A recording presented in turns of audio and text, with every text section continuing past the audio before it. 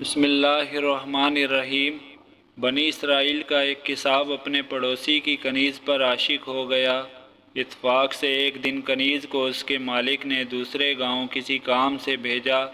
کساب کو موقع مل گیا اور وہ بھی اس کنیز کے پیچھے ہو لیا۔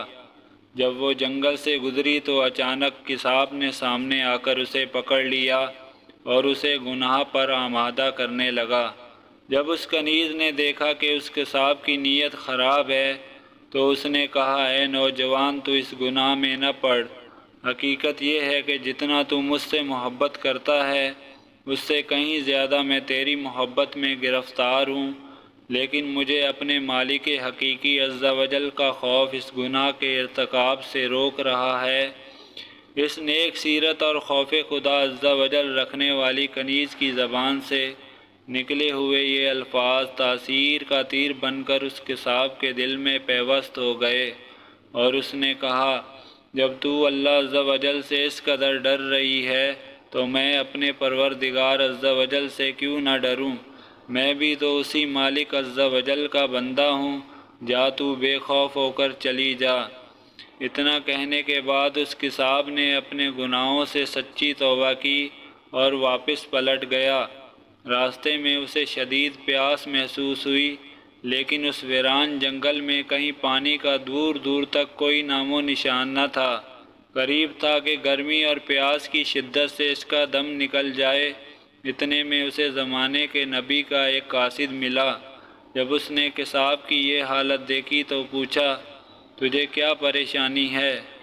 کساب نے کہا، مجھے سخت پیاس لگی ہے۔ یہ سن کر قاصد نے کہا، ہم دونوں مل کر دعا کرتے ہیں کہ اللہ عز و جل ہم پر اپنی رحمت کے بادل بھیجے اور ہمیں سیراب کرے، یہاں تک کہ ہم اپنی بستی میں داخل ہو جائیں۔ کساب نے جب یہ سنا تو کہنے لگا، میرے پاس تو کوئی ایسا نیک عمل نہیں جس کا وسیلہ دے کر دعا کروں۔